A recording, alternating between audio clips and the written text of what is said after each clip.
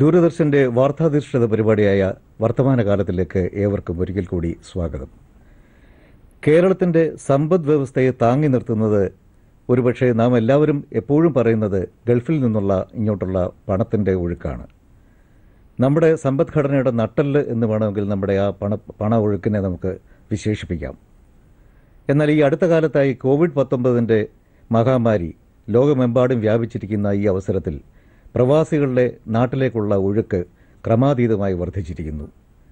അനൗദ്യോഗിക കണക്കനുസരിച്ച് തന്നെ ഏകദേശം 15 ലക്ഷത്തോളം പ്രവാസികൾ നമ്മുടെ നാട്ടിൽ തിരിച്ചെത്തിയിട്ടുണ്ട് എന്നാണ് പറയപ്പെടുന്നത്. അതിൽ തന്നെ ഏകദേശം 10.5 ലക്ഷത്തോളം ആളുകൾ ജോലി നഷ്ടപ്പെട്ടാണ് കേരളത്തിലെത്തിയിട്ടുള്ളത്.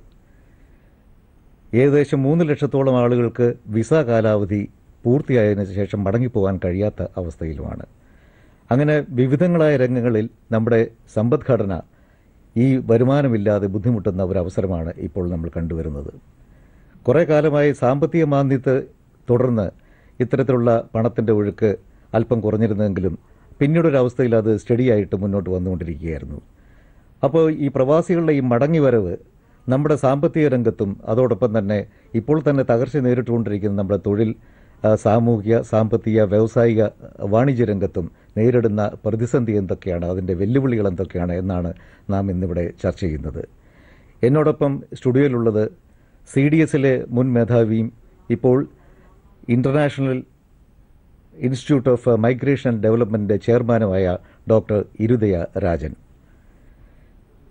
തൃശ്ശൂരിലെ സ്റ്റുഡിയോയിൽ നമ്മോടൊപ്പം ചേരുന്നത് മുൻ MLA KV അബ്ദുൽ ഖാദർ. അദ്ദേഹം പ്രവാസി സംഘം എന്ന മടങ്ങിവന്ന പ്രവാസികളുടെ സംഘടനയുടെ സംസ്ഥാന ജനറൽ സെക്രട്ടറി കൂടിയാണ്. അതോടൊപ്പം നമ്മുടെ കോഴിക്കോട് സ്റ്റുഡിയോയിൽ നിന്ന് നമ്മോടൊപ്പം പങ്കുചേരുന്നത് കോഴിക്കോട് പ്രൊവിഡൻസ് കോളേജിലെ എക്കണോമിക് വിഭാഗം അസോസിയേറ്റ് പ്രൊഫസർ ഡോക്ടർ KT വിദ്യയുമാണ്. നമുക്ക് ആദ്യം ഇരുദയൻ സാറിനോട് ചോദിക്കാം. സാർ, മൈഗ്രേഷനെക്കുറിച്ച് സാറ് ഒരുപാട് ആധികാരിക ഗ്രന്ഥങ്ങൾ പുറത്തിറക്കിയിട്ടുള്ള ഒരു വ്യക്തിത്വമാണ്. വർഷങ്ങളായിട്ട് ഈ രംഗത്ത് പ്രവർത്തിച്ചു വരുന്ന ഒരു വ്യക്തിയും കൂടിയാണ്. ഈ ഒരു പുത്തൻ പ്രതിഭാസം അത് ഒരുപക്ഷെ നമ്മൾ ആരും മുന്നോട്ട് നമ്മൾ കാണാത്ത ഒരു പ്രതിഭാസമാണ്. ഈ പ്രതിഭാസം എങ്ങനെ നമ്മുടെ ഈ സമ്പദ് വ്യവസ്ഥയെ ബാധിക്കുന്നു എന്നാണ് സാറ് പറയുന്നത്? നമ്മൾ ഈ Norka data what ever Norka is giving അവർ 15 ലക്ഷം ആൾക്കാരാണ് അവിടെ തിരിച്ചു വന്നിട്ടുണ്ടെന്ന് പറയാണ്. ബട്ട് നമ്മൾ when we look at other database, നമ്മളുടെ പഴയ Kerala migration surveys and other database, ഈ വന്ന ആൾക്കാരെല്ലാം മൈഗ്രൻസ് അല്ല. അപ്പോൾ നമുക്ക് first we have to identify എത്ര മൈഗ്രൻസ് ഹാവ് കം ബാക്ക്. അപ്പോൾ അതിനോട് ഡേറ്റാബേസ് നമ്മളുടെ ഉണ്ടല്ലോ. ഇത് all of them came by Vande Bharat flight, most of them R quarantine, that's why we have data. അപ്പോൾ അത് മാത്രമല്ല, നാർക്ക ഇതുവരെയ്ക്കും Norka exist for close to now almost close to more than 3 decades. Never they provided data on returned migrants. I think first time they are giving data. So there are problems with the data. I think one thing is that the people who came, at least 30% of them are not migrants. I just want to have an example because this is something we should look at it. For example, we know that there was a flight had an accident in Calicut airport, Air India Express. When the accident happened, they released the list of the passengers in the flight. I studied that. In that flight, 40% of them are not migrants. Either children, spouse, old people who went to see them on visit visa. So you are talking about 14 lakhs or 15 lakhs. They are talking about today now 15 lakhs. And the finance minister said 14 lakhs. The assembly itself, the budget. So I think it is not the correct number. I think actually the migrants, I would put probably around 10 lakhs. Why I am putting that? Because we should not make frighten the economy and society, because നമ്മളുടെ 2018 KMS പ്രകാരം 2.22 ലക്ഷം ആൾക്കാരാണ് കേരളത്തിലിருந்து പ്രവാസിയുള്ള ആൾക്കാർ. 22 ലക്ഷം ആൾക്കാരാണ്. ഈ 22 ലക്ഷത്തില് ഈ 15 ലക്ഷം തിരിച്ചു വന്നെന്ന് പറഞ്ഞെങ്കിൽ അത് സാർ ഉദ്ദേശിക്കുന്നത് ഇന്ത്യക്ക് വെളിയിലുള്ള മൊത്തം പ്രവാസികളുടെ. അപ്പൊ ഗൾഫിലെ 90% ഗൾഫല്ലോ. അപ്പൊ നമുക്ക് 22 ലക്ഷത്തെ 20 ലക്ഷം ആൾക്കാർ ഗൾഫിൽ മാത്രമുണ്ട്. അപ്പൊ ഇതിൽ പാതി ആൾക്കാർ വന്നെങ്കിൽ ഇപ്പൊ കേരളത്തിലെ എല്ലാവരും കംപ്ലീറ്റ്ലി ഡീറെയിൽഡ്. സോ ഐ തിങ്ക് ആൾക്കാർ വന്നിട്ടുണ്ട്. Election time, many people were there, even voted for the political parties, we know that. So I think people started going. I think nammude or valiya problem with this current debate in the newspaper is they are talking about one way process. Ethna aalkar vandenu parayana, but ethna aalkar thirichu poi. According to my understanding now, I talked to several people, some of them already left to Gulf. So ഇവിടെ അവിടെ നിന്ന് even people who lost jobs, ഇപ്പൊ sir പറഞ്ഞല്ലോ ഒരു 10 ലക്ഷം ആൾക്കാർ lost job, അവർ lost jobs in last May when they came by Vande Bharat flight. Now we are talking in July. They left already to another country. People are, the Kerala society is so mobile. You can't hold the return migrants for more than. അതെ, airport authority of ഇന്ത്യയുടെ കണക്ക് പ്രകാരം 2020 May തൊട്ട് ഒരു വർഷക്കാലയളവിലേക്ക് 20 ലക്ഷം പേര് തിരിച്ചുപോയി എന്ന് പറയുന്നുണ്ട്. അപ്പൊ ഇതെങ്ങനെയാണ് ഇത്? അതൊരു പിന്നെ അത് ഒരു അടുത്ത ഡേറ്റ വേണം. Never we got the data. Now that from the 4 airports 20 ലക്ഷം ആൾക്കാർ പോയിട്ടുണ്ട്, 14 ലക്ഷം ആൾക്കാർ തിരിച്ചു വന്നിട്ടുണ്ട്. അപ്പോൾ എല്ലാവരും വന്ന ആൾക്കാരെല്ലാം തിരിച്ചു പോയില്ല. അപ്പോൾ അവിടെ basically cancelled out. Am I right? So there is no problem of migration. Return migration is there. 15 lakhs people came through Vande Bharat flight. 20 lakhs people have gone. So it is almost zero. But the problem is many people I have seen. I went to Qatar, Bahrain, Oman, all the countries. When you take a flight from Trivandrum, say by Etihad to Abu Dhabi, half of them will not be getting down. They will take to other countries. They are using, Gulf is used by many Keralites as a transit to go to America and other places.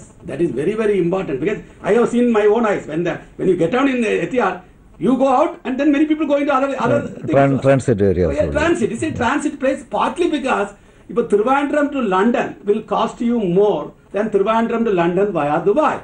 Or Abu Dhabi. Via Abu Dhabi, via Oman, anything, sir.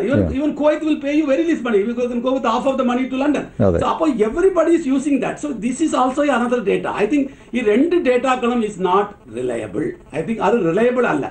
Both the NARCA data and return migrant is not reliable. It has given you some information on 15 lakh people came through the Vande Bharat flight and even today. But then they are not migrants. നോർക്കയില് ഇപ്പൊ ശരിക്കുള്ള കണക്കെന്ന് പറഞ്ഞ ഒരു 1,70,000 പേര് തിരിച്ചു വന്ന് register ചെയ്തിട്ടുണ്ട്. നമ്മൾ 5,000 രൂപ നോർക്ക കൊടുക്കുന്നുണ്ടല്ലോ, ലംസമായിട്ട് കൊടുക്കുന്നുണ്ട്. അപ്പൊ അതിന് വേണ്ടിയിട്ട് 1,70,000 പേര് രജിസ്റ്റർ ചെയ്തിട്ടുണ്ട്. അതിൽ 1,30,000 പേർക്ക് 5,000 രൂപ കൊടുക്കുകയും കൊടുത്തിട്ടുണ്ട്. അതെ അതെ അതെ. അപ്പൊ അത് 1 ലക്ഷമാണോ? അപ്പൊ അവര് സാറ് പറഞ്ഞ പോലെ ഈ March സമയത്തില് when the lockdown was announced by the central government, ഇവർ ലീവിൽ വന്ന ആൾക്കാരാണ്, ഇവർക്ക് പോകാൻ പറ്റില്ല. When the flight started going, they are already gone. അവർ 1 ലക്ഷം ആൾക്കാർ തിരിച്ചു പോയി കാണണമോ? സാർ ഇപ്പോൾ 1 ലക്ഷം രൂപ നമ്മൾ കൊടുത്തില്ല സാറേ. That was in the earlier finance ministry. When the 1,17,000 people got the money, 5,000 rupees costing 70 crores from the NARCA. അതറിയാം.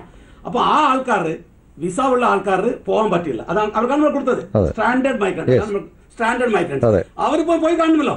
അപ്പോൾ അത് നമ്മുടെ ഡേറ്റ ഉണ്ട്. അവർ പോയാണ്ട് ഇല്ല. അവർ പോയെന്ന് നമുക്ക് പിന്നെ പറയാൻ പറ്റാത്ത ഒരു കണ്ടീഷനും കൂടാണ് ഇപ്പോൾ. July, August, September, there was not much problem. So I think the problem is we have some data, but it gives you some indication, but it's not the real data on either return migrants. എത്ര ആൾക്കാർ വന്നിട്ടുണ്ട് നമുക്ക് ഒരു data പറയാനോ also ഈ 2 flow ആണ് sir. ഇത് 2 ഒഴുക്കാണ്. നമ്മൾ ഒരു ഒഴുക്ക് is almost getting some data. തിരിച്ചു പോறது എത്ര ആൾക്കാർ നമുക്ക് അറിഞ്ഞൂടാ. Government no data on how many people went back. അവർക്ക് ഡേറ്റ അല്ലല്ലോ സാർ. സാറിന്റെ സ്റ്റഡീസിൽ ശരിക്കും പറഞ്ഞു കഴിഞ്ഞാൽ എത്ര പേരുടെ വരവ് പിന്നെ യഥാർത്ഥത്തിൽ ജോലി നഷ്ടപ്പെട്ട് ഇവിടെ എത്തിയിട്ടുള്ളൂ എന്നുള്ളതാണ് സാറിന്റെ ഒരു നിഗമനം? ഇല്ല, എന്നയുടെ ഒരു എസ്റ്റിമേറ്റ് പ്രകാരം നമ്മൾ നോക്കിയിട്ട് last 20 years we look at the global crisis. 2008 ആൾക്കാർ തിരിച്ചു വന്നല്ലോ, നമുക്കറിയാമല്ലോ.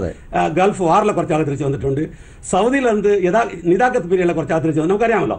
So if you look at that all the 3 periods ഈ സമയത്തുള്ള കുറച്ച് ആൾക്കാർ കൂടെ വന്നിട്ടുണ്ട്. അത് അഗ്രീഡ്. അതിൽ ഒരു മാറ്റമല്ല. The Kerala received the highest return migrants in the history of Kerala migration. അത് അഗ്രീഡ് ഇൻ ലാസ്റ്റ് ഇയർ. അതിലൊരു തർക്കമില്ല. അത് agreed. But the problem is normally in normal condition, forget about covid വന്നില്ലെങ്കിൽ every year Malayalees use to come back. Problem is pre covid 2018 കേരളത്തിൽ 13 lakh return migrants were there already. അപ്പൊ നമുക്ക് return migrants നമുക്കൊരു പുതിയ idea അല്ല, ഇവിടെ ഉണ്ടായിരുന്ന ആൾക്കാർ. In fact last out going assembly 6 MLAs belong to return migrants. They can contest elections, they can win elections. So അപ്പോൾ അതാണ് നിങ്ങളുടെ estimate. 12 lakhs people were there. So some people will go back. ഇപ്പൊ എന്നോട് ഒരു ജനറൽ അണ്ടർസ്റ്റാൻഡിങ്, ഇപ്പൊ my estimate is only 10 lakhs, not 14 lakhs. അതിൽ at least 4 lakhs have gone back. Okay. Already gone back. Only 6 lakhs remaining. Out of the 6 lakhs, 3 lakhs are what I call them normal return. എല്ലാ വർഷവും ആൾക്കാർ വരുന്നില്ല സാറേ. അതുപോലെ ഒരു 3 ലക്ഷം ആൾക്കാരാണ് what I call them distress. അവിടെ എല്ലാം പോയി, എല്ലാം നഷ്ടപ്പെട്ട്. I know some people told me sir, ഞാൻ ജനുവരിയിലാണ് പോയത് സാറേ, 1 ലക്ഷം രൂപ മുടക്കിയിട്ട് ഏജന്റ് കൊടുത്തിട്ട് പോയാണ്. മാർച്ചിൽ തിരിച്ചു വന്ന് എൻ്റെ പൈസ പോയി സാറേ. അപ്പടിപ്പെട്ട ആൾക്കാർ ഒരു 3 ലക്ഷം ആൾക്കാരുണ്ട്. അവർക്കാണ് നമ്മൾക്ക് Norka should do welfare program, distress program, distress relief. I talk to 700 people died in the Gulf during COVID-19. 700 people. I talked to some of the family members. They are crying. Sir, നമുക്ക് ഒരു കാര്യം ചെയ്യാം. നമുക്ക് പിന്നെ KV Abdul Khader sir നമ്മളിപ്പോൾ Thrissur studio നമ്മോടൊപ്പം ചേർന്നിട്ടുണ്ട്. അദ്ദേഹം പ്രവാസി സംഘം എന്ന് പറഞ്ഞ മടങ്ങി വന്ന പ്രവാസികളുടെ സംഘടനയുടെ സംസ്ഥാന ജനറൽ സെക്രട്ടറി കൂടിയാണ്. അപ്പോൾ അദ്ദേഹത്തിന് ഇതിനെക്കുറിച്ച് എന്താണ് പറയാനുള്ളത് നമുക്കൊന്ന് കേൾക്കാം. Abdul Khader sir.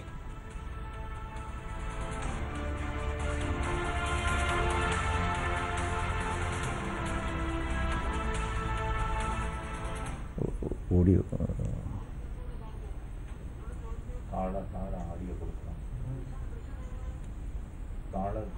Airport authority of ഇന്ത്യയുടെ കയ്യിലുള്ള തിരിച്ചുപോയ ആളുകളുടെ എണ്ണവും ഒക്കെ ബന്ധപ്പെട്ട് കണക്കുകളിലെ വ്യത്യാസം ഇവിടെ ചൂണ്ടിക്കാണിക്കുകയുണ്ടായി. സാർ, യഥാർത്ഥത്തിൽ ഇപ്പോൾ നമ്മൾ നേരിടുന്ന പ്രവാസികളുടെ പ്രധാനപ്പെട്ട പ്രശ്നങ്ങളിലേക്ക് ഈ ചർച്ച പോകണം എന്നുള്ള അഭിപ്രായമാണ് എനിക്കുള്ളത്. ഇപ്പോൾ കോവിഡ് നമ്മുടെ പ്രവാസികൾക്ക്, മലയാളികളും ഇന്ത്യക്കാരുമായിട്ടുള്ള പ്രവാസികൾക്കുണ്ടാക്കിയ വലിയ പ്രയാസങ്ങളുണ്ട്. ഇപ്പോൾ ഗൾഫാണല്ലോ നമ്മൾ പ്രധാനമായിട്ടും ഈ തൊഴിൽ പ്രശ്നവുമായിട്ട് ബന്ധപ്പെടുമ്പോൾ ഗൾഫ് മേഖലയാണ് നമ്മൾ എടുക്കുന്നത്. ഈ ഗൾഫ് മേഖലയിൽ ജോലി ചെയ്യുന്ന ആളുകൾ, തൊഴിൽ നഷ്ടമായിട്ട് നാട്ടിൽ വന്ന ആളുകൾ, അതുപോലെ തന്നെ ഈ 2ാം കോവിഡ് തരംഗത്തിൻ്റെ തൊട്ട് മുമ്പ് നാട്ടിലേക്ക് വരികയും ഇപ്പോൾ വിമാന യാത്രാ വിലക്ക് മൂലം നാട്ടിൽ കഴിയുകയും ചെയ്യുന്ന പ്രവാസികളുടെ പ്രശ്നം ഒരു ഗൗരവപ്പെട്ട പ്രശ്നമായിട്ട് ഞാൻ കാണുകയാണ്. അത് എൻ്റെ ഒരു നിഗമനത്തിൽ ആയിരക്കണക്കിന് ആളുകളുണ്ട് ഇവിടെ വന്നിട്ട് തിരിച്ചു പോകാൻ കഴിയാത്ത ആളുകൾ. രണ്ടാമത്തെ ഒരു പ്രശ്നം, പെട്ടെന്ന് നാട്ടിലേക്ക് വരേണ്ട ആളുകൾ, അവർക്ക് വരേണ്ട കാര്യങ്ങളുണ്ട്, പക്ഷേ അവർ വരാൻ ഭയപ്പെടുകയാണ്. കാരണം ഇവിടെ വന്നിട്ട് തിരിച്ചു പോകാൻ കഴിയാത്ത സാഹചര്യം ഉള്ളതുകൊണ്ട് അവിടെ ബുദ്ധിമുട്ടി നിൽക്കുകയാണ്. ഈ 2 പ്രശ്നങ്ങളും നമ്മൾ നേരിടുന്നുണ്ട്. ഇത് ഗൗരവപ്പെട്ടൊരു കാര്യമാണ്. കാരണം ഇവർ ഈ വന്ന് തിരിച്ചു പോകാൻ കഴിയാത്ത ആളുകൾ ജോലി നഷ്ടമായിട്ടുള്ള ആളുകളല്ല. അവിടെ പിന്നെ ജോലി അർദ്ധ ഗവൺമെൻറ് സ്ഥാപനങ്ങളിൽ, അർദ്ധ ഗവൺമെൻറ് സ്ഥാപനങ്ങളിൽ, സ്വകാര്യ സ്ഥാപനങ്ങളിൽ ഒക്കെ ജോലി ചെയ്യുന്ന ആളുകൾ റീജോയിൻ ചെയ്യേണ്ട ഡേറ്റ് കഴിഞ്ഞിട്ടും അവർക്ക് അവിടെ എത്താൻ കഴിയുന്നില്ല. കാരണം ഇപ്പോൾ ഖത്തറിലും ബഹ്റൈനിലേക്കും മാത്രമേ ഇപ്പോൾ ഫ്ലൈറ്റ് ഇവിടുന്ന് അലോ ചെയ്യുന്നുള്ളൂ. മറ്റ് സ്ഥലങ്ങളിൽ വളഞ്ഞ വഴികളിലൂടെ വലിയ സംഖ്യ കൊടുത്ത് അവർ പലരും പോകാൻ ശ്രമിക്കുന്നുണ്ട്. അർമേനിയ വഴി പോകുന്നുണ്ട്, ഉസ്ബെക്കിസ്ഥാൻ വഴി പോകുന്നുണ്ട്, അങ്ങനെ പല രാജ്യങ്ങളും വഴി പോകാൻ ശ്രമിക്കുന്നുണ്ട്. അത് ഒരു ഗൗരവപ്പെട്ട പ്രശ്നങ്ങൾ ബഹ്റൈനിൽ പോയിട്ട് കരമാർഗം പോകാൻ ശ്രമിച്ച് പോകാൻ കഴിയാതെ കുടുങ്ങി കിടക്കുന്ന ആളുകളുണ്ട്. അപ്പോൾ ഈ ഒരു പ്രശ്നം നമ്മുടെ ഗവൺമെൻറ് വളരെ പ്രധാനപ്പെട്ട ഒരു കാര്യമായിട്ട് കൈകാര്യം ചെയ്യണം എന്ന അഭിപ്രായമാണ് എനിക്ക് ആദ്യമായിട്ട് പറയാനുള്ളത്. ഇതെങ്ങനെയാണ് സാർ ഈ ആധുനിക കാലത്ത് ഈ കോവിഡിൻ്റെ കാരണം പറഞ്ഞ് വിമാന വിലക്ക് തന്നെ ഏർപ്പെടുത്തുന്നത് ഒരു മനുഷ്യാവകാശ ലംഘനം എന്ന പരിധി തന്നെ കാണണം. കാരണം ഇപ്പോൾ ഖത്തർ വിമാനം അനുവദിക്കുന്നുണ്ടല്ലോ, ബഹ്റൈൻ അനുവദിക്കുന്നുണ്ടല്ലോ. അവർ ക്വാറന്റൈൻ, അവിടെ 10 ദിവസം ക്വാറന്റൈനിൽ കഴിഞ്ഞാൽ പിന്നീട് താമസ സ്ഥലത്തോ ജോലിയിലേക്കോ പോവാം. ഇത് മറ്റു രാജ്യങ്ങൾക്കും അനുവർത്തിക്കാവുന്നതേ ഉള്ളൂ. ഇത് എങ്ങനെയാണ് നമ്മൾ ബോധിപ്പിക്കുക? ഇപ്പോൾ പ്രവാസികൾ എന്ന് പറയുമ്പോൾ നമുക്കറിയാം അവർക്ക് ശബ്ദമില്ല. കാരണം ഗൾഫ് രാജ്യങ്ങളിലൊക്കെ ജോലി ചെയ്യുന്ന ആളുകൾക്ക് അവർക്ക് വല്ല പത്രത്തിൽ വല്ല കുറിപ്പ് എഴുതാം എന്നുള്ളതല്ലാതെ മറ്റ് പ്രക്ഷോഭങ്ങളോ സമരങ്ങളോ ഒന്നും ചെയ്യാൻ നിർവാഹമില്ല. ഇപ്പം ഇന്ത്യ ഗവൺമെൻറ് ഈ പ്രധാനപ്പെട്ട ഒരു സാഹചര്യത്തെ കാണാനും ഇന്ത്യയുടെ ഒരു ഉന്നതതല ദൗത്യ സംഘം ഗൾഫ് രാജ്യങ്ങളിലെ ഗവൺമെൻറ്റുകളുമായിട്ടും അധികാരികളുമായിട്ടും ബന്ധപ്പെട്ട് വിമാന വിലക്ക് നീക്കാൻ നമുക്ക് ഇടപെടേണ്ടതുണ്ട്. അല്ലെങ്കിൽ ജോലി നഷ്ടമാകും, ജോലി പോകുമെന്നുള്ള മുന്നറിയിപ്പ് വന്നുകൊണ്ടിരിക്കുകയാണ്. ഇപ്പം എൻ്റെ അടുത്ത് ചില സുഹൃത്തുക്കൾ പറഞ്ഞത്, ചില ഗൾഫ് കമ്പനികൾ ജോലിക്കാർക്ക് നോട്ടീസ് നൽകുകയാണ്, നിങ്ങളെ പിരിച്ചുവിടാൻ പോകുന്നു, നിങ്ങളുടെ സർവീസ് ഞങ്ങൾ നൽകാം, നിങ്ങൾ തിരിച്ച് ഇവിടെ വരാൻ കഴിയാത്ത സാഹചര്യത്തിൽ എംബസി വഴി നിങ്ങളുടെ ആനുകൂല്യങ്ങൾ നൽകാം, നോട്ടീസ് കൊടുത്തിരിക്കുകയാണ്. അവർ പകരം ആളുകളെ വെക്കാൻ വേണ്ടി പോകുന്നു. അപ്പോൾ തിരിച്ചിവിടെ വന്ന് പോകാൻ കഴിയാത്ത ആളുകളുടെ പ്രശ്നം അത് വേറൊരു പ്രശ്നമാണ്, നമുക്കത് ചർച്ചയ്ക്ക് എടുക്കേണ്ടതുണ്ട്.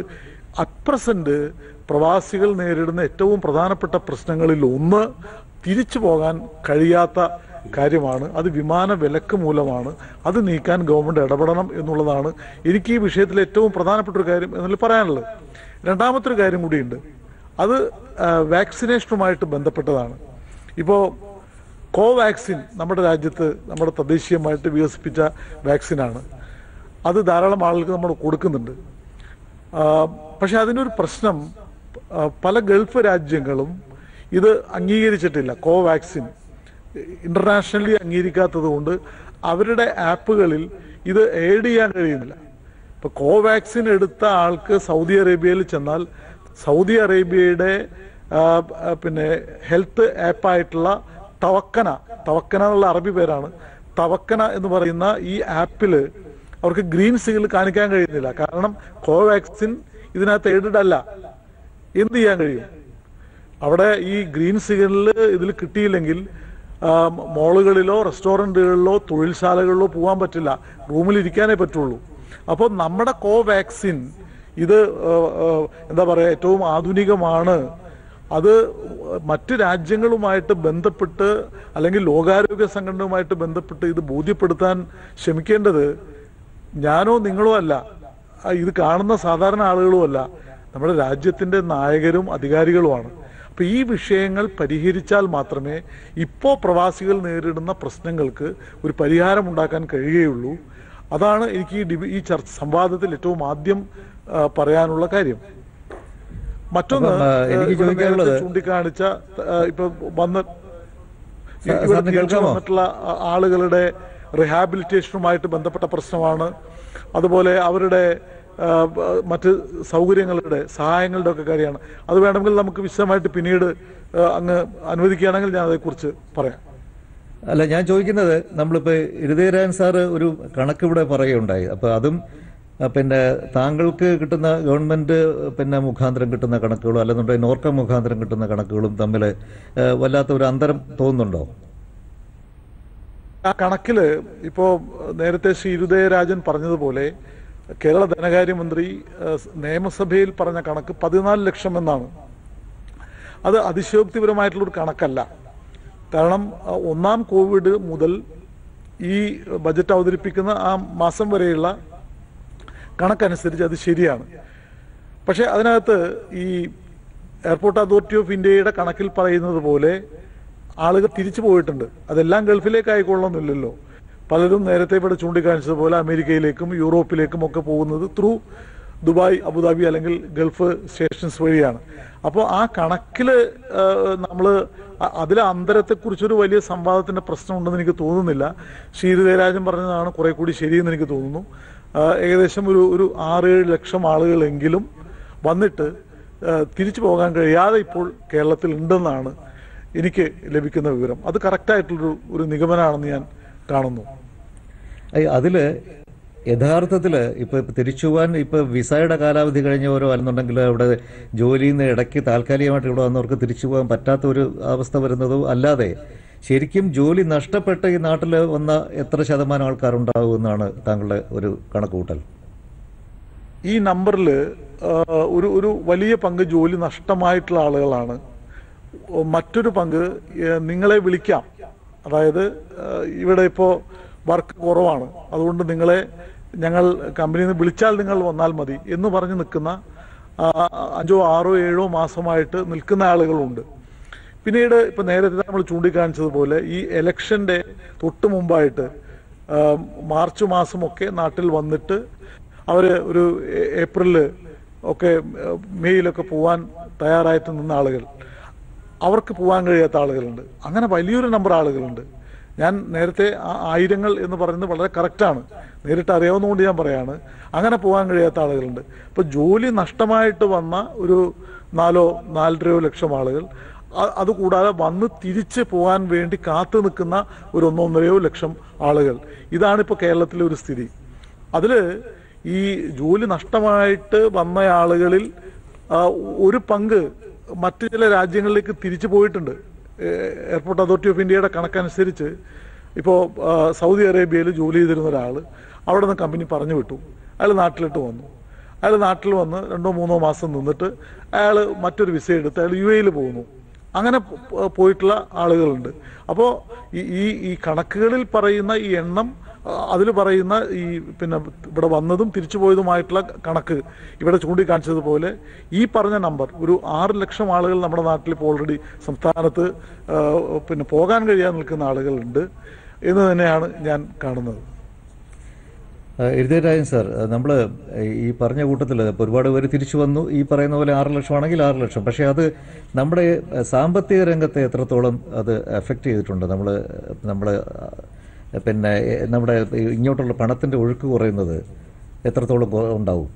സാറേ, നമ്മളെ അബ്ദുൽ സാർ പറഞ്ഞതുപോലെ 2 കാര്യങ്ങൾ സാർ പറഞ്ഞതിൽ ആദ്യം സാർ പറഞ്ഞ പോലെ ഈ ജാപ്പ് നഷ്ടപ്പെട്ടു വന്ന ആൾക്കാർ ഒരു ഗ്രൂപ്പാണ്. അവർക്കാണ് നാം പറയുന്ന പോലെ Norka has to rehabilitation issues.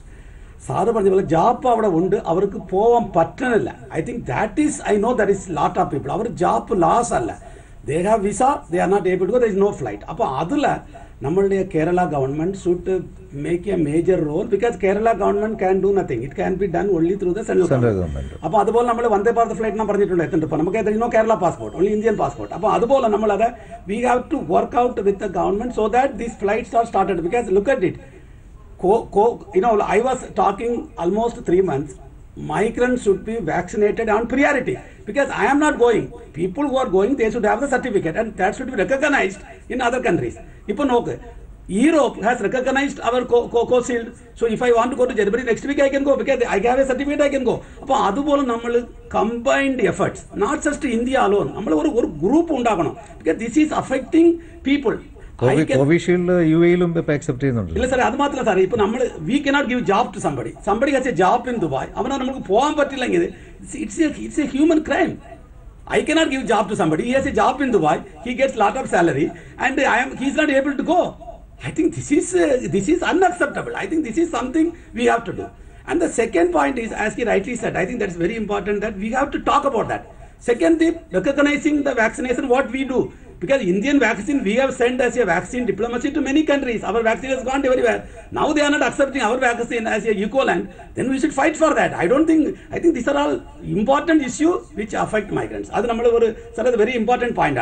And the third point, I think, which is very important, which you asked me about these remittances.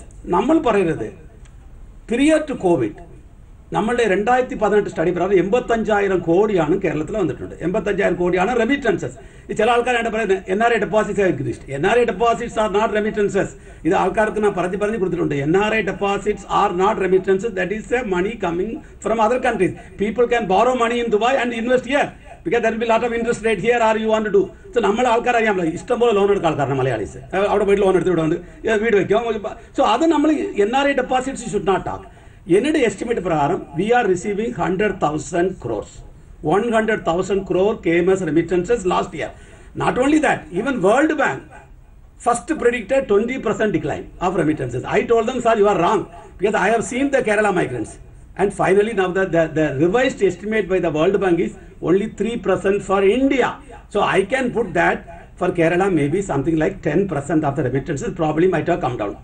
Please remember, ആൾക്കാർ അവിടെ നിന്ന് ഓടി വരുമ്പോൾ എല്ലാத்தைയും എടുത്തിട്ട് വരും. It's like A fire. Like ഇപ്പോൾ നമ്മുടെ വീട്ടിൽ താമസിക്കുകയാണ്, തിരിയുന്ന വീട്ടിൽ ഒരു തീ പിടിച്ച് നമ്മൾ എന്ത് ചെയ്യാം? പോയി ജുവൽസ് എടുക്കും, പൈസ എടുക്കും, നമ്മൾ തുണികളെ പിറക്കില്ല. അതുപോലെ അവിടെ നിന്ന് ഓടി രക്ഷപ്പെട്ട ആൾക്കാർ ഇവിടെ വന്ന ആൾക്കാർ അവർ വരുമ്പോൾ അവിടെ എല്ലാத்தைയും കൊണ്ടുവന്നിട്ടുണ്ട്. That is why the remittances is not showing a decline much. I think അത് നമ്മൾ പഠിക്കണം. ബിക്കോസ് അവർ വന്നത് നോർമൽ റിട്ടേൺ അല്ല. ഞാനിട്ട് ഒരാൾ സംസാരിച്ചു, സാറേ I was having A good job, I resigned the job in Dubai because എനിക്ക് പേടിയാണ് ഇന്ന് നടക്കും. Because nobody knows at the time. Lockdown extended 1 week, 2 week, 3 week, 4 week. Nobody knows. So people were running from the Gulf. I have talked to them. They were running. You're running. What you will do? You take all your savings, everything. You come back, maybe lower thing.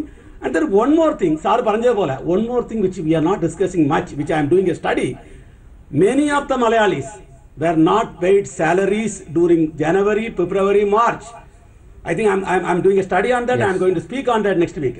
എനിക്ക് അറിയാവുന്ന കാര്യമാണ്. പൈസ അവരുടെ hard and money has not been received by the migrants. It's like I tell them it's like a daylight robbery. അല്ല, അത് ചിലയിടത്ത് 1/3 ആയിട്ട് salary കുറയ്ക്കുകയും ചെയ്തിട്ടുണ്ട്. വന്നിട്ടുണ്ട്. And they didn't get the terminal benefits.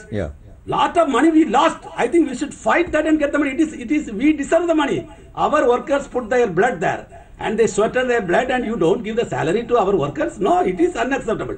അതുപോലെ കാര്യങ്ങൾ നമ്മൾ like സാർ പറഞ്ഞ പോലെ they cannot do dharna, they cannot do anything. So I think the government has to take it up. The wage laws, how to send the people who have visa should go immediately, and recognizing our vaccination to other countries. ഇതെല്ലാം നമുക്ക് important. For the government to take it up to the central government, because something government can do, something Kerala government cannot do. They can prioritize the vaccination, but they cannot start a flight tomorrow, let us go. They cannot go. So, അതുപോലെ കാര്യങ്ങൾ നമുക്ക് we have to include central government, and we have to talk to them, we have to unite, and then we should fight for the migrant rights. Their basic rights to leave the country when they have jobs is not been fulfilled. So നമ്മോടൊപ്പം ഇപ്പോൾ നമ്മുടെ Kozhikode providence കോളേജിലെ associate professor, economic ഡിപ്പാർട്ട്മെൻറ്റിലെ associate professor, എനിക്ക് തോന്നുന്നത് ഫോണിലാണ് വരുന്നതെന്ന് തോന്നുന്നു. ഡോക്ടർ KT വിദ്യ, കേൾക്കാമോ? കേൾക്കാം. നമ്മുടെ പിന്നെ ചർച്ച കേട്ടിരുന്നല്ലോ. അപ്പോൾ ഇടയ്ക്കൊരു ചെറിയ സാങ്കേതിക തടസ്സം ഉള്ളതുകൊണ്ടാണ് നമ്മൾ ഇടയ്ക്ക് ചോദ്യം ചോദിക്കാനായിട്ട് അങ്ങോട്ട് എത്താതിരുന്നത്. അപ്പം ഈ രണ്ടുപേര് പറഞ്ഞ ഇതിനകത്ത് നമ്മുടെ ഈ സാമ്പത്തിക രംഗത്ത് ഇത് ഉണ്ടാക്കുന്ന പ്രതിസന്ധികൾ എന്തൊക്കെയാണെന്നുള്ളതാണ് മാമിൻ്റെ ഒരു കണക്കുകൂട്ടൽ. ആദ്യമായിട്ട് ഈ പ്രവാസികളെ നമ്മൾ ഒന്ന് കാറ്റഗറൈസ് ചെയ്യേണ്ടി വരും. അതായത് തിരിച്ചു വരുന്ന പ്രവാസികളിൽ തന്നെ സ്കിൽ സെറ്റ്സ് ഉള്ളവരും എന്നാൽ സ്കിൽ സെറ്റ്സ് ഇല്ലാത്തവരുമായിട്ടുള്ളവരുണ്ട്. അപ്പൊ ബേസിക്കലി തിരിച്ചു വരുന്ന പ്രവാസികൾ അധികവും സ്കിൽ സെറ്റുകൾ അധികം ഇല്ലാത്തവരാണ്. ടെക്നോളജിക്കലി ആണെങ്കിലും കോമ്പറ്റൻസി ലെവലിലാണെങ്കിലും പ്രൊഫഷണൽസ് ആയിട്ടുള്ള എത്രമാത്രം മൈഗ്രൻസ് ആണ്, എത്രമാത്രം പ്രവാസികളാണ് തിരിച്ചു വരുന്നത് എന്നുള്ളത് നമുക്കൊന്ന് കണക്കെടുക്കേണ്ടതായിട്ടുണ്ട്. എനിക്ക് തോന്നുന്നത് പ്രൊഫഷണലി ക്വാളിഫൈഡ് ആയിട്ടുള്ളതും അതുപോലെ ടെക്നിക്കലി സ്കിൽ സെറ്റ് ഉള്ളവരുമായിട്ടുള്ളവർക്ക് എംപ്ലോയബിലിറ്റി വളരെ നന്നായിട്ട് തന്നെയുണ്ട്. അവര് വർക്ക് ഫ്രം ഹോം ആയിട്ടും അതുപോലെ തന്നെ തിരിച്ചു പോകാൻ സാധ്യത വളരെ തുറന്ന് നിൽക്കുന്ന ഒരവസ്ഥയിലുമാണ് ഇപ്പോൾ ഇവിടെ ഉള്ളത്. എന്നാൽ ഈ തിരിച്ചു പോവാൻ കഴിയാത്തവരോ അല്ലെങ്കിൽ തിരിച്ചു പോകുന്ന പ്രതിസന്ധിയിലുള്ളവരോ അല്ലെങ്കിൽ ഈ അബ്ദുൾ ഖാദർ പറഞ്ഞ പോലെ തിരിച്ചു വിളിക്കാം എന്നുള്ള വിളി കാത്തു നിൽക്കുന്ന ആ പ്രവാസി അവര് ആ ഒരു കാറ്റഗറിയെ നമ്മൾ ഒരു കറക്റ്റായിട്ടൊന്ന് അനലൈസ് ചെയ്യാനുണ്ട്. അതായത് അവരുടെ ഒരു ജോബ് പ്രൊഫൈലും അവരുടെ എംപ്ലോയബിലിറ്റി, അവരുടെ സ്കിൽ സെറ്റ്, അവരുടെ എക്സ്പീരിയൻസ്, അതൊക്കെ വെച്ചിട്ട് അവർക്ക് തിരിച്ചു പോക്ക് സാധ്യമാണോ? അവർക്ക് ഈ എംപ്ലോയ്മെന്റ് മാർക്കറ്റ് അവർ വീണ്ടും അബ്സോർബ് ചെയ്യുമോ? അങ്ങനെയുള്ള ക്വസ്റ്റ്യൻസ് നമ്മൾ ഒന്ന് വിശദമായിട്ട് അനലൈസ് ചെയ്യാനുണ്ട്. പിന്നെ മറ്റൊന്ന് എനിക്ക് തോന്നിയിട്ടുള്ളത്, ഈ പ്രവാസികൾ അതായത് തിരിച്ചു പോവാനുള്ള കാര്യം ഒരു ചോദ്യചിഹ്നമായി അവശേഷിക്കുന്നവർക്ക് എത്രമാത്രം തിരിച്ചു നിൽക്കാൻ പറ്റും എന്നുള്ളതാണ്. അതായത് അവരുടെ തൊഴിൽ, വരുമാനം, ഇതൊക്കെ ഒരു ചോദ്യചിഹ്നത്തിലാണ്. അപ്പൊ ഇവരുടെ ഒരു വീടും കുടുംബവും ഇങ്ങനെയുള്ള പശ്ചാത്തലമൊക്കെ കോവിഡ് തീർത്ത പ്രതിസന്ധി വേറെയുമുണ്ട്.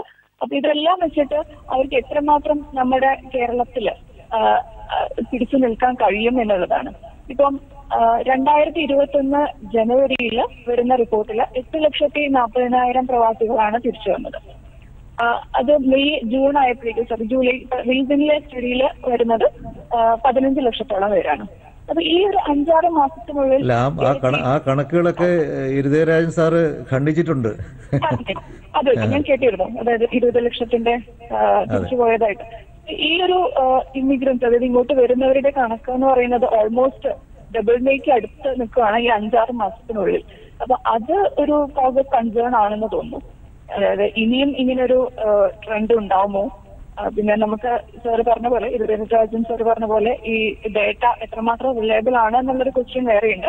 പക്ഷെ എന്നാലും ഇങ്ങോട്ട് വരുന്ന മൈഗ്രൻസിന് എത്രമാത്രം ഇവിടെ അബ്സോർബ് ചെയ്യാൻ പറ്റുമെന്നുള്ളതും അവരുടെ എംപ്ലോയബിലിറ്റിയും അത് നമ്മുടെ ഇക്കോണമിയെ നേരിടുന്ന ഒരു പ്രതിസന്ധി ആയിരിക്കും.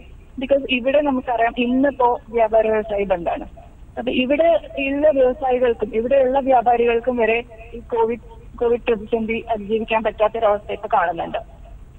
ഇങ്ങനെയുള്ള ഒരുപാട് ലോക്ക്ഡൌണുകളും അതുപോലെയുള്ള ഇങ്ങനെയുള്ള പ്രതിസന്ധികളൊക്കെ വളരെ ബുദ്ധിമുട്ടോടുകൂടി അതിജീവിക്കുന്ന ഒരു ഗ്രൂപ്പ് ഓഫ് അല്ലെങ്കിൽ ഒരു ഇക്കോണമിയിലേക്കാണ് പ്രവാസികൾ കൂടി വരുന്നത് എന്നുള്ള നിലയ്ക്ക് കൂടുതൽ പ്രതിജ്ഞാബദ്ധമായിട്ട് ഗവൺമെന്റ് നടപടികൾ എടുക്കേണ്ടതാണ്.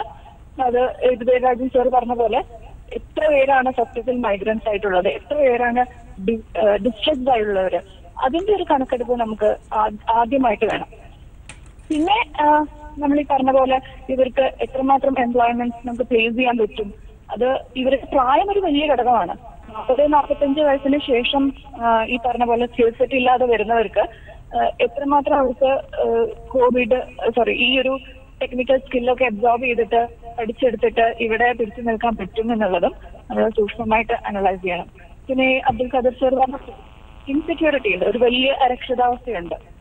അപ്പം ഈ ഒരു അരക്ഷിതാവസ്ഥയും ഈ ഒരു അൺഎംപ്ലോയ്മെന്റും ഇതൊക്കെ സ്റ്റാർട്ട് ചെയ്യുന്ന ഈ ഒരു സമയത്ത് തന്നെ നമ്മൾ അഡ്രസ് ചെയ്യുകയാണെങ്കിൽ, ഇതിനെ കാര്യമായിട്ട് നമ്മൾ ഫോക്കസ് ചെയ്യുകയാണെങ്കിൽ ഒരു വലിയ പരിധി വരെ ഐ തിങ്ക് നമുക്ക് മാനേജ് ചെയ്യാൻ പറ്റുമെന്ന് തോന്നുന്നു. പക്ഷെ നമ്മളത് അധികം വൈകി കൂടാതെ തന്നെ സ്റ്റാർട്ട് ചെയ്യേണ്ടതാണ്. സാറ് പറഞ്ഞ പോലെ വാക്സിന്റെ ഇഷ്യൂ, ഫ്ലൈറ്റിന്റെ ഇഷ്യൂ, ഇങ്ങനെയുള്ള എല്ലാം 1 by 1 ആയിട്ട് അഡ്രസ് ചെയ്യേണ്ട ഒരു സമയം അതിക്രമിച്ചിരിക്കുന്നു. ശരി, വ്യക്തമാണ് മാം. അബ്ദുൽ ഖാദർ സാർ, കഴിഞ്ഞ കുറേ കാലങ്ങളായിട്ട് കഴിഞ്ഞ ഗവൺമെൻറ്റിൻ്റെ ഭാഗമായിട്ട് MLA ആയിരുന്നു. ഇപ്പോൾ മാത്രമാണ് മാറി നിന്നത്. എങ്കിൽ പോലും ഗവൺമെൻറ് ഒരു ഭാഗമായിട്ട് തന്നെ നിൽക്കുകയാണ് താങ്കൾ. പിന്നെ ഒപ്പം നോർക്കയും അതോടൊപ്പം തന്നെ ഈ പ്രവാസി സംഘമൊക്കെ ആയിട്ട് ബന്ധപ്പെട്ട് നിൽക്കുന്ന ഒരാളെന്നുള്ള നിലയിൽ ഇവർ രണ്ടുപേരും പറഞ്ഞ കാര്യങ്ങൾ, ഒന്ന് നമ്മുടെ ഈ പ്രവാസികൾ യഥാർത്ഥത്തിൽ ജോലി നഷ്ടപ്പെട്ട ആളുകളുടെ ഒരു കണക്കെടുപ്പ്, അത് പിന്നെ യഥാവിധി പൂർത്തിയാക്കാനും അവരെ പുനരധിവസിപ്പിക്കുന്നതിനുമുള്ള പദ്ധതികൾക്ക് നമ്മൾ കേരള ഗവൺമെൻറ് മുന്നിട്ടിറങ്ങും. അതോടൊപ്പം തന്നെ ഈ പിന്നെ ഫ്ലൈറ്റുകൾ ആരംഭിക്കുന്നതിനും മറ്റ് രാജ്യങ്ങളിലേക്ക് ഇവരുടെ വിസ കാലാവധി തീർന്ന ആളുകളുടെ വിസ കാലാവധി നീട്ടിക്കൊടുക്കുന്നതിനും മറ്റ് രാജ്യങ്ങളിൽ സമ്മർദ്ദം ചെലുത്തുന്നതിനും കേന്ദ്ര ഗവൺമെൻറ്റുമായിട്ട് ഒരു ചർച്ച, അല്ലെന്നുണ്ടെങ്കിൽ കേന്ദ്ര ഗവൺമെൻറ്റിൽ സമ്മർദ്ദം ചെലുത്താനായിട്ട് നമ്മുടെ ഗവൺമെൻറ് ശ്രമിക്കുമോ? തീർച്ചയായിട്ടും. അതിൽ ഇപ്പോൾ നാട്ടിൽ നിന്ന് ഇവിടെ എത്തി തിരിച്ചു പോകാൻ കഴിയാത്തവരുടെ പ്രശ്നം ബഹുമാനപ്പെട്ട മുഖ്യമന്ത്രി ശ്രീ പിണറായി വിജയൻ അദ്ദേഹം ജൂൺ അവസാനം തന്നെ അത് കേന്ദ്ര ഗവൺമെന്റ് ശ്രദ്ധയിൽപ്പെടുത്തിയിരുന്നു. നമ്മുടെ ചീഫ് സെക്രട്ടറിയുടെ കത്ത് വിദേശകാര്യ സെക്രട്ടറിക്കും അതുപോലെ തന്നെ ആരോഗ്യവകുപ്പ് സെക്രട്ടറിക്കും നൽകുകയുണ്ടായി. അത് ഈ പറഞ്ഞ പ്രശ്നം കേന്ദ്ര ഗവൺമെന്റ് മുൻകൈയെടുത്ത് ചെയ്യേണ്ട കാര്യമാണ്. അത് നിരന്തരമായിട്ട് സംസ്ഥാന ഗവൺമെന്റ് കേന്ദ്രത്തിന് ശ്രദ്ധയിൽപ്പെടുത്തുന്നുണ്ട്. രണ്ടാമത്തെ ചോദ്യം, ഇവിടെ തിരിച്ചു വന്ന ആളുകളെ റിഹാബിലിറ്റേറ്റ് ചെയ്യാനുള്ള സഹായ പദ്ധതികൾ ഇന്ത്യയിൽ ഏറ്റവും ഭാവനാപൂർണമായിട്ട് നടപ്പിലാക്കാൻ ശ്രമിക്കുന്നത് കേരളത്തിലാണ്. ഇപ്പോൾ NDPREM എന്ന് പറയുന്ന സ്കീമുണ്ട്. ആ സ്കീം ശ്രീ ഉദയരാജന് അറിയാം. സംസ്ഥാനത്ത് വളരെ നല്ല നിലയിൽ അതിപ്പോൾ നടപ്പിലാക്കുന്നുണ്ട്. എൻ്റെ ഒരു അറിവ്, കഴിഞ്ഞ ബജറ്റിൽ ഗവൺമെൻറ് അനുവദിച്ച സംഖ്യ പൂർണ്ണമായിട്ടും നോർക്കെ വിനിയോഗിച്ച വർഷമാണ് കഴിഞ്ഞ സാമ്പത്തിക വർഷം. NDPREM 30 ലക്ഷം രൂപ വരെ തിരിച്ചു വന്ന പ്രവാസികൾക്ക് പുനരധിവാസ പദ്ധതികൾ പ്രാവർത്തികമാക്കുന്നതിന് വേണ്ടിയിട്ട് പിന്നെ ഫണ്ട് നൽകുന്ന പദ്ധതിയാണ്. അത് നല്ല നിലയിൽ പുരോഗമിക്കുന്നുണ്ട്. മറ്റൊരു കാര്യം, ഈ പ്രതിസന്ധിയുടെ മധ്യത്തിൽ ഒന്നാം കോവിഡ് കാലത്ത് ഇവിടെ വന്നിട്ട് അന്ന് പോകാൻ കഴിയാതിരുന്ന ആളുകൾക്ക് ഒരു ചെറിയ സഹായം, അതൊരു വലിയ സംഖ്യ ഒന്നുമല്ല, 5000 രൂപ എന്ന് പറയുന്നത് വലിയൊരു സംഖ്യയല്ല. പക്ഷേ ലക്ഷക്കണക്കിന് ആളുകൾക്ക് ഒരു സ്റ്റേറ്റ് ഗവൺമെന്റ് അത് കൊടുക്കുമ്പോൾ അത് വലിയൊരു സംഖ്യയാണ്. ഏകദേശം 1,35,000 പേർക്ക്, 1,35,000 1,40,000 പേർക്ക് ആ 5000 രൂപ വെച്ചുള്ള ധനസഹായം നൽകുകയുണ്ടായി. 16-17 കോടി രൂപ ഗവൺമെന്റ് അതിനുവേണ്ടി ചെലവഴിച്ചു. അതുപോലെ തിരിച്ചു വന്ന പ്രവാസികളുടെ പുനരധിവാസത്തിന് വേണ്ടി ഇപ്പോൾ സംസ്ഥാന ഗവൺമെന്റ് തന്നെ മുൻകൈയെടുത്ത് ഒരു സഹകരണ സംഘം രൂപീകരിച്ചിട്ടുണ്ട്. ആ സഹകരണ സംഘത്തിന്റെ നേതൃത്വത്തിലാണിപ്പോൾ ഇവിടെ RT-PCR ടെസ്റ്റ് നമ്മൾ സൗജന്യമായിട്ടാണ് ചെയ്യുന്നത്. നമുക്കറിയാം, ഇന്ത്യ ഗവൺമെന്റിന്റെ ഒരു ഉത്തരവനുസരിച്ച് വിദേശങ്ങളിൽ നിന്ന് ഇന്ത്യയിലെ ഓരോ എയർപോർട്ടിൽ വന്നിറങ്ങുന്ന ആളുകളും അവരുടെ സ്വന്തം ചെലവിൽ RT-PCR ടെസ്റ്റ് നടത്തണം എന്നതായിരുന്നു ഉത്തരവ്. പക്ഷെ കേരളത്തിൽ അത് സൗജന്യമായിട്ട് ഗവൺമെന്റ് തന്നെ അതിൻ്റെ സംഖ്യ പിന്നെ നൽകുന്നുണ്ട്. അതിപ്പോൾ തിരിച്ചു വന്നവരുടെ ഒരു സഹകരണ സംഘമാണ് അത് ഏറ്റെടുത്ത് നടത്തുന്നത്. അതുപോലെ തന്നെ സംസ്ഥാനത്തെ വിവിധ ബ്ലോക്കുകളിൽ രൂപീകരിക്കപ്പെട്ടിട്ടുള്ള സഹകരണ സംഘങ്ങളുണ്ട്, പ്രവാസി സഹകരണ സംഘങ്ങൾ. അവയ്ക്ക് സംസ്ഥാന ഗവൺമെന്റ് സാമ്പത്തിക സഹായം നൽകിയിട്ടുണ്ട്. വിവിധ പദ്ധതികൾ പ്രാവർത്തികമാക്കുന്നതിനുള്ള പരിപാടികൾ നൽകുന്നുണ്ട്. അതുപോലെ പ്രവാസികളുടെ പിന്നെ നിക്ഷേപ പദ്ധതികൾ പ്രോത്സാഹിപ്പിക്കുന്നതിന് പ്രവാസി ഡിവിഡൻഡ് സ്കീം അതൊരു ബഹുമുഖ പദ്ധതിയാണ്. സംസ്ഥാനത്തെ വികസന പ്രവർത്തനങ്ങൾക്ക് ഫണ്ട് സ്വരൂപിക്കുന്നതിന് വേണ്ടിയിട്ടുള്ള ഒരു പദ്ധതിയാണ്. അതോടൊപ്പം ഗൾഫ് രാജ്യങ്ങളിൽ ജോലി ചെയ്യുമ്പോൾ അല്ലെങ്കിൽ വിദേശങ്ങളിൽ ജോലി ചെയ്യുമ്പോൾ സ്വരൂപിക്കുന്ന വളരെ വലുതല്ലാത്ത സംഖ്യകൾ അവർക്ക് ഈ പ്രവാസി ഡിവിഡൻഡ് സ്കീമിൽ നിക്ഷേപിക്കാൻ കഴിയും. കിഫ്ബി വഴി അത് കേരളത്തിൽ വികസന പദ്ധതികൾ പ്രാവർത്തികമാക്കാനും കഴിയും. പിന്നെ അതുപോലെ തന്നെ ഇവിടെ തിരിച്ചു വരുന്ന ആളുകളുടെ ചികിത്സാ സഹായത്തിന് സാന്ത്വനം എന്ന് പറയുന്നൊരു സ്കീമുണ്ട്. അതുവഴി ചികിത്സാ സഹായം അനുവദിക്കുന്നുണ്ട്. ഇങ്ങനെ നിരവധി അതുപോലെ പ്രവാസികളുടെ ക്ഷേമനിധി പെൻഷൻ നൽകുന്നൊരു സ്കീം ഇന്ത്യയിൽ കേരളത്തിൽ മാത്രമാണ് അങ്ങനെ ഒരു പദ്ധതി നടപ്പിലാക്കുന്നത്. എൻ്റെ അറിവിൽ ഞങ്ങൾ സംസ്ഥാനത്തെ വിവിധ നിയമസഭകളുമായിട്ട് ബന്ധപ്പെട്ട് യാത്രകൾ നടത്തിയ ഘട്ടങ്ങളിൽ ഞങ്ങൾ അന്വേഷിക്കുകയുണ്ടായി. അങ്ങനെ ഒരു പദ്ധതി ഇന്ത്യയിൽ എവിടെയും നടപ്പിലാക്കുന്നില്ല. ഇവിടെ തിരിച്ചു വരുന്ന പ്രവാസികളുടെ ക്ഷേമത്തിന് വേണ്ടിയിട്ടുള്ള ആ വെൽഫെയർ ബോർഡ് വഴി നമ്മൾ പെൻഷൻ നൽകുന്നുണ്ട്. അതിപ്പോൾ ഈ ബജറ്റിൽ 2000 വർദ്ധിപ്പിക്കുകയുണ്ട്. ആ നിലയിൽ നാനാതരത്തിൽ ക്ഷേമ പദ്ധതികൾ പ്രാവർത്തികമാക്കുന്നതിനുള്ള നല്ല ഇടപെടൽ സംസ്ഥാന ഗവൺമെന്റ് നടത്തുന്നുണ്ട്. പക്ഷെ കൂടുതൽ ഫണ്ട് ആവശ്യമാണ്. ഈ കാര്യത്തിലാണ് കേന്ദ്രം സഹായിക്കേണ്ടത്. നമ്മുടെ രാജ്യത്തേക്ക് വരുന്ന വലിയ തോതിലുള്ള പ്രവാസി പണം നമ്മുടെ സമ്പദ്ഘടനയെ ശക്തിപ്പെടുത്തുന്നുണ്ട്. കേരളത്തിൽ മാത്രമല്ല, നമ്മുടെ രാജ്യത്തെ ശക്തിപ്പെടുത്തുന്നുണ്ട്. അപ്പോൾ അത്തരത്തിൽ നമ്മുടെ രാജ്യത്തെ ശക്തിപ്പെടുത്തുന്ന സാമ്പത്തിക ഘടനയെ ബലപ്പെടുത്തുന്ന പ്രവാസികളുടെ റിഹാബിലിറ്റേഷൻ എന്ന് പറഞ്ഞാൽ വൻകിട പ്രവാസികൾക്ക് അതിൻ്റെ ആവശ്യമില്ല. പക്ഷേ ദരിദ്രരും ഏറ്റവും സാധാരണക്കാരായിട്ടുള്ള ആളുകൾക്ക് അവരുടെ ജീവിത സാധനങ്ങൾ തിരിച്ചു വരുമ്പോൾ അവർക്ക് ക്ഷേമ പദ്ധതികൾ നടപ്പിലാക്കുന്നതിന് കേന്ദ്ര ഗവൺമെന്റിന്റെ കൂടി സഹായം അനിവാര്യമാണ്. അത് നൽകണമെന്ന ആവശ്യം ഞങ്ങൾ നിരന്തരമായിട്ട് ഉന്നയിച്ചുകൊണ്ടിരിക്കുകയാണ്. ശരിയാണ്. വിദ്യാ മാം, ഇപ്പം പിന്നെ അബ്ദുൽ ഖാദർ സാറ് പല സ്കീമുകളെ കുറിച്ചും ഇവിടെ സംസാരിക്കുകയുണ്ടായി. നോർക്ക നടപ്പിലാക്കി വരുന്ന സ്കീമുകൾ, കേരള ഗവൺമെന്റ് നടപ്പിലാക്കി വരുന്ന സ്കീമുകളെ കുറിച്ചൊക്കെ സംസാരിക്കുകയുണ്ടായി. അപ്പോൾ ഞാൻ പലപ്പോഴും പല ആളുകളും പിന്നെ മടങ്ങി വന്നൊരു പ്രവാസി കൂടിയാണ് ഞാൻ. അപ്പോൾ എനിക്കറിയാവുന്ന ഒരുപാട് ആളുകൾ ഈ ഒരു പിന്നെ ഇതിനു വേണ്ടി അവിടെ അപ്ലൈ ചെയ്യുകയും 30 ലക്ഷം രൂപ കിട്ടുന്നതിൻ്റെ ആ ഒരു സ്കീമിനെ കുറിച്ചാണ് ഞാൻ പറയുന്നത്. അപ്പോൾ അത് ബാങ്കുകളിൽ നമ്മൾ സാധാരണ ഒരു ലോൺ കിട്ടുന്ന അതേ കടമ്പുകളെല്ലാം കടന്നു വേണം ആ ലോൺ അനുവദിച്ച് കിട്ടാനെന്നാണ് പറയപ്പെടുന്നത്. എന്ന് വെച്ച് കഴിഞ്ഞാൽ നമ്മൾ അതിന് പണയപ്പെടുത്തേണ്ട വസ്തുവും മറ്റു കാര്യങ്ങളും എല്ലാം തന്നെ കൊടുത്തിട്ട് വേണം അത് ആ ലോൺ സംഘടിപ്പിക്കാൻ എന്നുള്ളതാണ്. സബ്സിഡിയും മറ്റുമൊക്കെ നോർക്കയിൽ നിന്ന് കിട്ടുമെന്നുണ്ടെങ്കിൽ പോലും അത്തരം കടമ്പുകൾ അപ്പോൾ എത്ര ബാങ്കുകൾ ഇതിനോട് സഹകരിക്കുന്നു എന്നുള്ള കാര്യം ഒരു വലിയ പ്രശ്നമാണ്. എന്താണ് മാമിന്റെ അഭിപ്രായം? വളരെ പ്രസക്തമായിട്ടുള്ള ഒരു കാര്യമാണത്.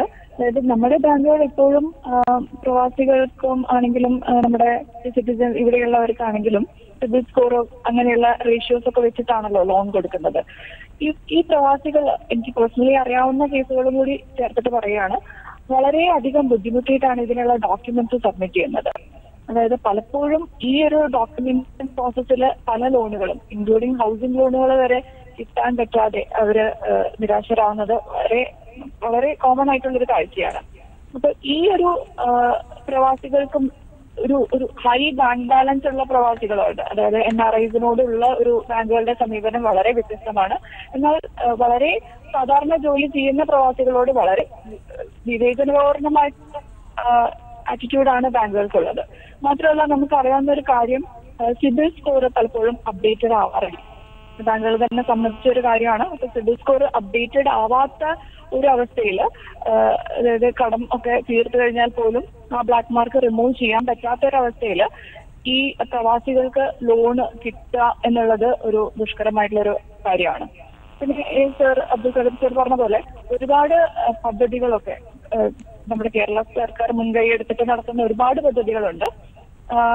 അതുപോലെ ഇപ്പോൾ ഈ ഒരു അവസ്ഥയിൽ കാര്യമായിട്ട് നമ്മൾ ശ്രദ്ധിക്കേണ്ട അല്ലെങ്കിൽ കൊടുക്കേണ്ട ഒരു കാര്യം എന്താന്ന് വെച്ചാൽ ഇവർക്ക് കൗൺസിലിംഗ് ആണ്. ഒരുപാട് അരക്ഷിതാവസ്ഥയും ഇങ്ങനെ നാളെ ഉണ്ടാവുന്നുള്ള ഒരു അൺസർട്ടനിറ്റി ഒക്കെ ഫേസ് ചെയ്യുന്ന പ്രവാസികൾക്ക് ഒരു സോഷ്യൽ എലിമിനേഷൻ ഫീൽ ചെയ്യുന്നുണ്ടല്ലോ. ഈ ഒരു സോഷ്യൽ എലിമിനേഷനും ഈ ഒരു ഇൻസെക്യൂരിറ്റി ഒക്കെ മറികടക്കാനുള്ള ഒരു കൗൺസിലിംഗ് ഫെസിലിറ്റി പ്രവാസികൾക്ക് വേണ്ടിയിട്ടുള്ള ഒരു മെന്റൽ ഇഷ്യൂസ് ഒക്കെ അഡ്രസ് ചെയ്യുന്ന ഒരു പദ്ധതി കൂടി ഉണ്ടെങ്കിൽ അത് വളരെ അധികം സഹായകരമാവുമെന്ന് തോന്നുന്നു.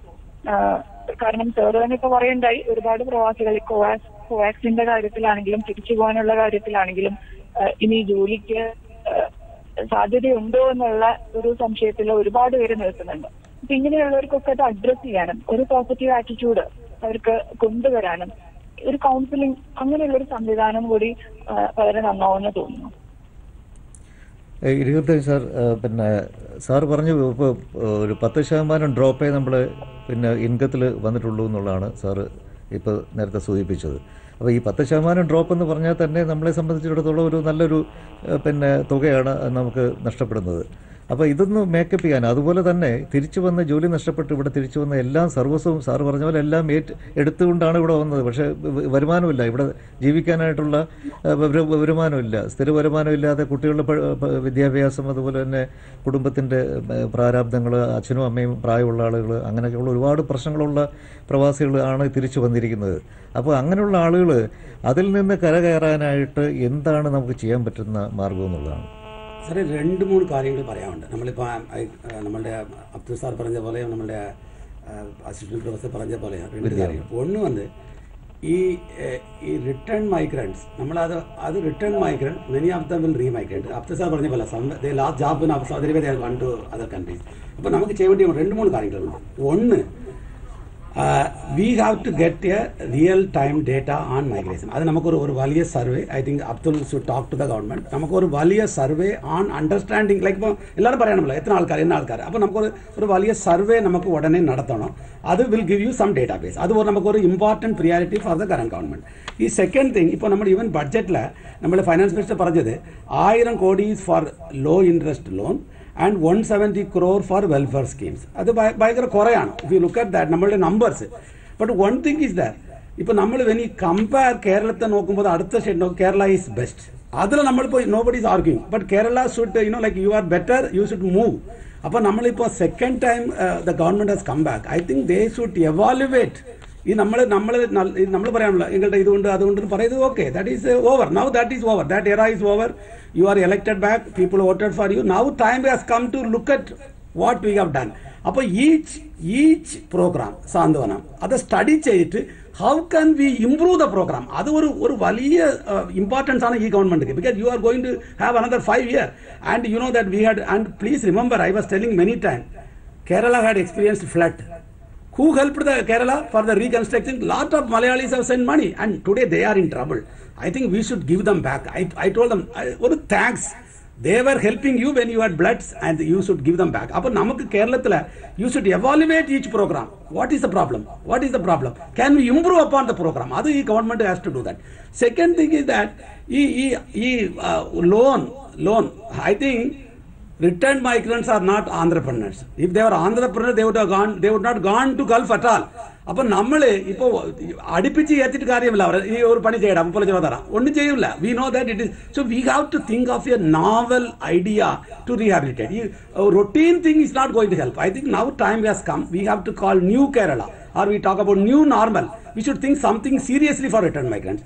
And finally, നമ്മൾ 2-3 കാര്യമുണ്ട്. ഞാൻ പറഞ്ഞല്ലോ, കേരളത്തിൽ at any point of time there should be 20 lakh Malayalis should be outside the country.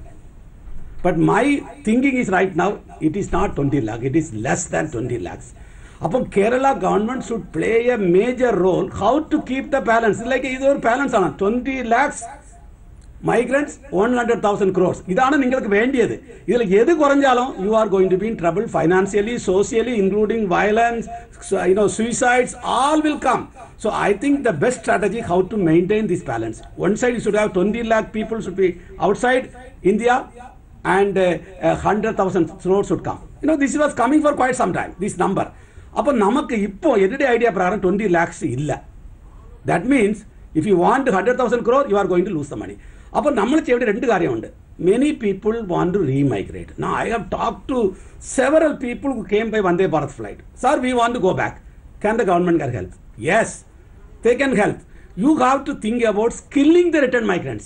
We are not talking. There is a big program by India called Skill India. What they are doing, we have ASAP in Trivandrum. I've been to their office. They are doing a lot of good work. Can you link these return migrants to increase the skills? Because please remember, in 2008 global crisis, the people who lost jobs were only single skilling people, but multi-skilled worker, they never lost the jobs. So we have to think of multi-skilling of our returned migrants. So we have to put some money for skilling them. And then, second thing, we should think beyond Gulf. We should think beyond Gulf. I think Malayalis have to learn that. Don't think, I was telling to somebody, when the Vande Bharat flight came, how many flights came from other than Gulf? I was looking at the Vande Bharat data. Vande Bharat flight 1, second phase, third phase, you look at it, not even a single flight come from other countries. I am telling them, when the next time COVID comes, there should be a direct flight from New York to Trivandrum. So You can do that. Alternate countries, sir, പറയുന്ന ഏതൊക്കെയാണ്? Yeah. So now I think because the problem is now we should slowly vacate. Now vacate, you can go to African countries. Malayalis were in Africa many times. I was telling, in African countries they want to open engineering colleges. Now Kerala എല്ലാத்தையும் അടച്ചു പൂട്ടുകയാണ്. You are the best people can start engineering college there. They want to study engineer. Of course, after that there will be no job. But our idea, Kerala people should think beyond this. Dubai, Abu Dhabi, അത് നമ്മൾ മറക്കണം. നമ്മൾ ഇത് when I went to Calicut, somebody was telling, my grandfather was in Dubai, my father was in Dubai, I am in Dubai, and I want to send my son to Dubai. What is this Dubai? You have built the Dubai, you are done, you made money. Now think of some other investment. You have to have multiple thinking. For that, government, NARCA should play a major role. People, you should tell them where are the opportunities. There may be, I think I am going to tell you, post-COVID, there will be a large-scale migration from Kerala. You are talking about now 40 lakhs people came. Now you will tell me after 1 year, people are leaving. So government of Kerala has a role to play, increasing the skills, and then think of opportunities for finding out. Filipino governments, I know Filipino government, one secretary will go to many countries, find where are the jobs. We should set up a committee to look into that. Can we send 200 Malayalis to Japan? Japan is opening up. Now 200 Malayalis you send to Japan, they will send you 100 people's salary from Dubai. I was telling them, if somebody goes to Dubai, he get $400 per month, which is equivalent to 30,000 rupees. If you send somebody to America or somebody to Japan, he will give you $3,000. That means you send 20 people, you get the money back with 200 people. സാറേ, ഫിലിപ്പിനോസിന്റെ കാര്യം പറഞ്ഞപ്പോഴേ അപ്പൊ അവർക്ക് കൃത്യമായ കണക്കുണ്ട്. പിന്നെ ആര് വെളിയിൽ പോയിട്ടുണ്ട്, ആര് എന്ന് വെച്ചാൽ ത്രൂ ഗവൺമെന്റ് മാത്രമേ അവർക്ക് പോകാൻ കഴിയുള്ളൂ. അപ്പൊ അവർക്ക് കൃത്യമായിട്ട്, എനിക്കത് കൃത്യമായിട്ട് അറിയാവുന്ന ഗൾഫിൽ വരുന്ന അതുകൊണ്ട് they have to pay some taxes also. പിന്നെ ഫിലിപ്പിനോ ഗവൺമെന്റ് കൊടുക്കുകയും വേണം. അപ്പോൾ അത് അക്കൗണ്ടഡാണ് അവരുടെ എല്ലാ കാര്യങ്ങളും. അപ്പോൾ അതുകൊണ്ട് തന്നെ അവർക്ക് ഒരുപാട് അറ്റൻഷൻ അവരുടെ ഗവൺമെന്റ് ഭാഗത്തു നിന്ന് കിട്ടുന്നുണ്ടെന്നുള്ള കാര്യം വളരെ വാസ്തവമാണ്. അതുമായിട്ടാണ് sir Filipino government is what happen. We have to first of all we have to think immigrants are important for Kerala. Namakariamalo. But that is not true through other states. Suppose UP people are going to Gulf. I know direct flight from Abu Dhabi to Lucknow. I know Etihad flight is going. I asked them why you are going. No sir, many people are coming from UAE, not from Lucknow, not from Calicut. So other states are going, but nobody talking about migrants. For example, when the government of Kerala, government of India announced 200,000 crores for a package for revival of economy, not even a single word in the program called return migrants. How do you think? You don't, because you don't exist in the policy. You don't exist. പക്ഷേ ഇതിൽ ഒരുപാട് കാര്യങ്ങൾ എനിക്ക് തോന്നുന്നു കേന്ദ്ര ഗവൺമെന്റിനാണ് ഒരുപാട് കാര്യങ്ങൾക്ക് ചെയ്യാൻ കഴിയുന്നത്. സംസ്ഥാന ഗവൺമെന്റുകൾ, അപ്പോൾ സംസ്ഥാന ഗവൺമെന്റിന് ചെയ്യാൻ പറ്റുമെന്ന് വെച്ചാൽ കേന്ദ്ര ഗവൺമെന്റിൽ സമ്മർദ്ദം ചെലുത്തുക എന്നുള്ളതാണ്. നമുക്കിപ്പോൾ നമ്മുടെ ഒരു മന്ത്രി തന്നെ അവിടെ വിദേശകാര്യ സഹമന്ത്രിയായിട്ട് നമുക്ക് അവിടെ മന്ത്രി തന്നെ ഉണ്ട്. അപ്പോൾ ഇത്തരം കാര്യങ്ങളിൽ കൂടുതൽ സമ്മർദ്ദം അവിടെ കേന്ദ്രത്തിൽ ചെലുത്തുക എന്നുള്ളതാണ് കേരള ഗവൺമെന്റിന്റെ ഏറ്റവും വലിയ ഇപ്പോഴത്തെ മുന്നിലുള്ള ഇഷ്യൂ എന്നാണ് എനിക്ക് തോന്നുന്നത്. അപ്പം വിദ്യാ മാം, ഇപ്പം നേരത്തെ മാം പറയുണ്ടായി വന്ന ആളുകളിൽ പ്രായം കൂടുതലായ ആളുകളും അങ്ങനെയുള്ള ആളുകളും ഒക്കെ ഉണ്ടാവുമെന്ന് പറഞ്ഞിട്ടുണ്ടായിരുന്നു. അപ്പം എനിക്ക് തോന്നുന്നു നമ്മുടെ ഗവൺമെന്റ് റീഹാബിലിറ്റേഷന്റെ ഭാഗമായിട്ട് ഇപ്പം നമ്മുടെ PSCക്കൊക്കെ ഇപ്പോൾ ഒരു വയസ്സ് കഴിഞ്ഞാൽ നമുക്ക് അപ്ലൈ ചെയ്യാൻ കഴിയാത്ത ഒരു അവസ്ഥയുണ്ട്. അപ്പോൾ ഈ തിരിച്ചു വന്ന പ്രവാസികൾക്ക് എന്തെങ്കിലും റിലാക്സേഷൻ അത്തരം കാര്യങ്ങളിൽ കിട്ടണമെന്ന് അഭിപ്രായമുണ്ടോ? നമ്മുടെ ഗവൺമെന്റിന്റെ സ്കീമില് വിദ്യാ മാം കേൾക്കുന്നുണ്ടോ? ഇല്ല. ഞാനിത് അബ്ദുൽ ഖാദർ സാറിനോട് തന്നെ ചോദിക്കുകയാണ്. ഹലോ സർ, കേൾക്കുന്നുണ്ടോ? ഞാൻ പറഞ്ഞ കേട്ടിരുന്നോ? ഞാൻ കേട്ടിരുന്നു. കേൾക്കുന്നുണ്ടല്ലോ അല്ലേ? കേൾക്കാം. ഓക്കെ. അപ്പോ ഈ പ്രവാസികൾ ഇപ്പൊ കഴിഞ്ഞ ഒരു മാസത്തിനിടയ്ക്ക് തന്നെ 5000-ത്തിലധികം ആപ്ലിക്കേഷൻ വന്നു സംസ്ഥാന ഗവൺമെന്റിന് എന്നാണ് പറയുന്നത്. അതായത് സ്വയം തൊഴിലിന് വേണ്ടിയിട്ടുള്ള ആപ്ലിക്കേഷൻസ് ആണ് 5000-ത്തിലധികം വന്നത് പ്രവാസികളിൽ നിന്ന് മാത്രം. അപ്പോ സ്വയം തൊഴിൽ എന്റർപ്രണേഴ്സ് ആയിട്ട് വർക്ക് ചെയ്യാൻ അങ്ങനെ ഒരു നിലയ്ക്ക് വ്യാപാരവും വ്യവസായവും ഒക്കെ ചെയ്യാൻ. ഓക്കെ മാം, നമ്മുടെ സമയം അതിക്രമിച്ചിരിക്കുന്നു. നമ്മുടെ സമയത്തിന്റെ ഒരു പരിമിതിയുണ്ട്. അതുകൊണ്ട് വർത്തമാനകാലം ഇന്നിവിടെ അവസാനിപ്പിക്കേണ്ട സമയമായിരിക്കുന്നു. ഇന്ന് വർത്തമാനകാലം വളരെ സജീവമായിട്ട് മുന്നോട്ട് കൊണ്ടുപോകാൻ സഹായിച്ച നമ്മുടെ അതിഥികളായ ഇത്രയും രാജൻ സാറിനും KV അബ്ദുൽ ഖാദർ സാറിനും അതോടൊപ്പം KT ദിവ്യ മാമിനും നന്ദി അറിയിക്കുന്നു. വർത്തമാനകാലം ഇവിടെ അവസാനിക്കുന്നു. ഇനി അടുത്തൊരു വിഷയമായി നാളെ വരുന്നത് വരെ നന്ദി, നമസ്കാരം.